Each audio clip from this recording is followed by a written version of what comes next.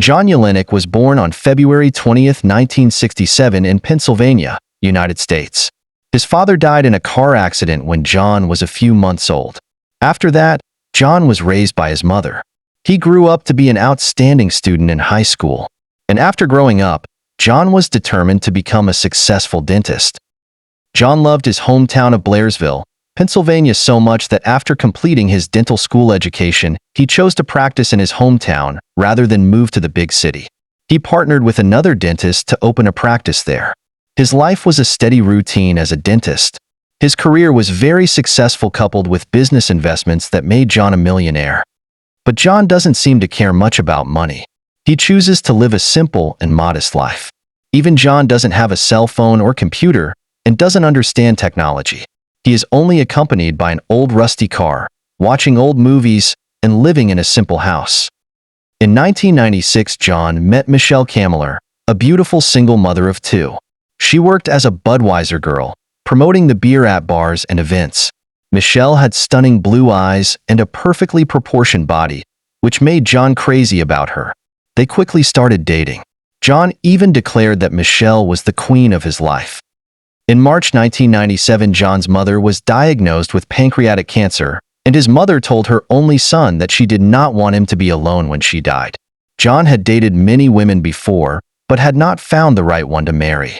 But now, with his mother's wishes, John felt that maybe it was time to settle down. He was thinking about marrying Michelle soon. At that time, many of John's friends said that there was a significant difference between John and Michelle's personalities. But John didn't care about that. One of John's close friends said that his father said that John should be careful with Michelle because she was only interested in him to pursue his wealth. Despite his friend's advice, John was determined to marry Michelle.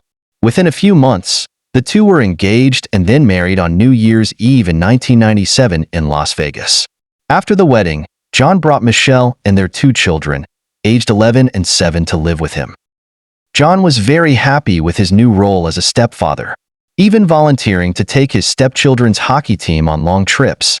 But he also longed to have children of his own with Michelle. But despite their efforts, the couple was unsuccessful in having children. In the end, they decided to adopt a child from Russia. The family then lived in John's house, which was not big enough, which caused Michelle to express her dissatisfaction.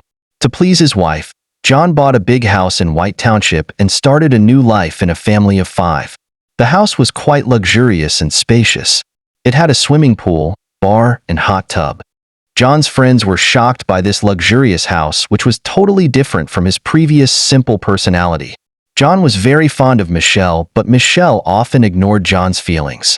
She always seemed distant and even cold towards her husband. A colleague of John's suspected that Michelle was having an affair with another man. His suspicions came to a head in March 2002 when the wife of the man Michelle was having an affair with called John and asked him to speak to his wife. When John talked to Michelle, John also admitted that he had an affair, but the affair was long over. John thought they would reconcile, but Michelle took this opportunity to blame him completely and threw him out of the house, and announced that she would divorce him for his affair. John still believes that they both made mistakes and sees this as the best chance for them to rebuild their marriage. But in reality, it only causes him to lose everything. As a good person, John does not kick Michelle and the kids out of the house. In 2003, John moved out to live on his own and tried to rebuild his life. Until in the afternoon of April 13, 2006, a boy who was John's neighbor, named Zachary USS, who was 9 years old at the time, visited John's house to invite his son to play. Zachary USS walked to John's porch and saw broken glass on the stairs. John's house was covered in red carpet, so the boy didn't see any blood at first.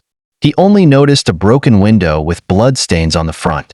Zachary USS then put his hand through the window to unlock the door. And when he entered, he found John lying motionless in a pool of his blood. Feeling scared and unsure of what to do, the boy immediately ran home and told his parents about the situation. His parents immediately called 911 to report the incident. Officers who arrived at the scene were shocked by the gruesome scene inside the house that resembled a scene from a horror movie. John was found lying on his back with a deep cut on his neck and several wounds on his head. The furniture in the room looked messy with papers and photos scattered around. There were also many bloody footprints that were probably left by the perpetrator throughout the crime scene. On the table near John's body, the police found divorce papers that he had not signed. John and his wife had actually planned to finalize their divorce that day. Pathologist Cyril Wecht stated that this was the most gruesome crime scene he had ever witnessed in his career. The case shocked the town of 3,600. The residents were shocked not only by the gruesomeness of the case, but also because the victim was a highly respected man. Not only because of his successful career, but also because of his generosity. John was known to be always willing to help anyone in need of financial assistance. Several neighbors reported to the police that they heard unusual sounds like pig squeals from John's area between 1 and 2 a.m. There were also those who heard the sound of men arguing where one of them shouted that he would never lend money again. However, no one reported this to the police. One of the investigators noticed oddities in the divorce proceedings and John's relationship with his wife. The man Michelle was dating was another wealthy man with a prominent background. Unlike her husband who had a humble background, Michelle and the man became engaged even though Michelle was still legally married to John at the time. Michelle's actions caused outrage among many of John's friends. Eventually, the rich man called off their engagement when he suspected Michelle was having an affair with another man. After the engagement was called off, Michelle and her children moved to the Indiana area. And in the summer of 2004, Michelle began dating a man named Kevin Foley. The divorce process between Michelle and John was very tense and protracted with many disputes and conflicts between them. Michelle refused to sign the divorce settlement unless she received a large sum of money from John's vast estate. Michelle also accused John of abusing their adopted son. John vehemently denied this, saying that Michelle's claims were completely false.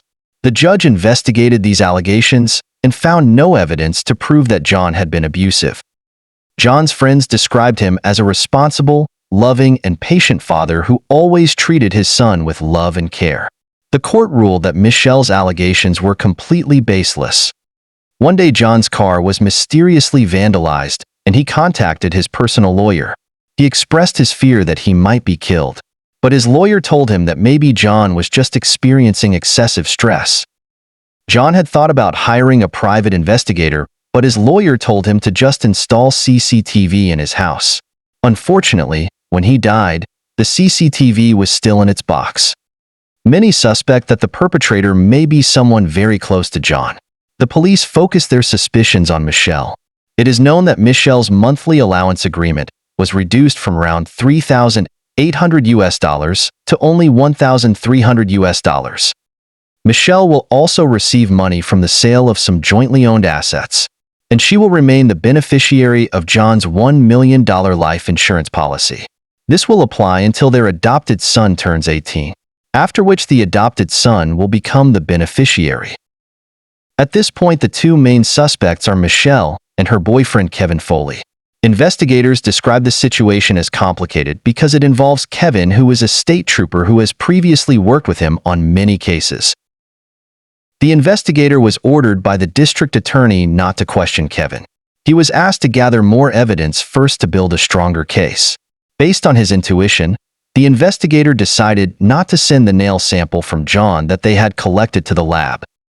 Instead, he kept the sample in a refrigerator at the police station for fear of losing evidence, considering Kevin was a police officer. The case went cold. After a year passed with no progress, no arrests were made, causing frustration among John's family. On the anniversary of John's death, over 130 friends and family gathered outside his home. The case remained stagnant until a cousin of John's contacted the Pennsylvania Attorney General and asked them to take over the case. They were shocked to learn that Michelle and Kevin were never questioned during the initial investigation. When questioned, Kevin claimed that he had an alibi because he was at a hockey game far from the crime scene. However, Kevin was known to have a special interest in knives. One of his co-workers testified that Kevin often played with knives while at work. It was also said that Kevin often expressed negative thoughts about John, such as hoping that John would die in a very gruesome way. Surveillance video footage was found showing a truck very similar to Kevin's driving toward John's house that day, about half an hour before John's neighbors reported hearing screams. Analysis by authorities could not conclusively identify the truck as Kevin's, but they did not rule out this possibility. When John's stored nail sample was sent to the lab, it was reported that the DNA in it had a fairly high match rate with Kevin's DNA. The authorities also reported that there was only a 1 in 13,000 chance that the DNA left on the nail was not Kevin's. In September 2007, Kevin was arrested and charged with John's murder. When the case went to trial, prosecutors linked the bloody footprints at the scene to a limited edition A6 brand cat shoe that was not sold in Western Pennsylvania. However, they found an invoice showing that Kevin had purchased the shoe through a special online program the company provided to law enforcement officers. Prosecutors believe that Kevin may have gone to John's house to talk to him and then attacked John during an argument. During the fight, Kevin slammed John's head against a window and slashed his neck with a piece of glass. He then left through the back door. In court, Kevin's defense attorney rejects the new technology of a cybergenetic technique to prove DNA. He opposes the technique and calls Kevin to testify in his own defense. But the prosecutor presented several leading scientific journals that had published research on DNA analysis using computers that was accepted by the judge. Thanks to that, in 2009, a jury found Kevin guilty of first-degree murder, and he was sentenced to life in prison without parole. In June 2009, authorities investigated Michelle, and they found no evidence linking her to John's death.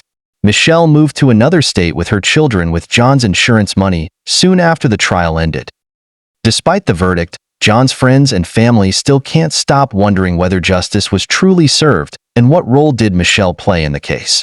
These questions remain unanswered to this day. Thank you for watching this video till the end. See you in the next video, and stay alert.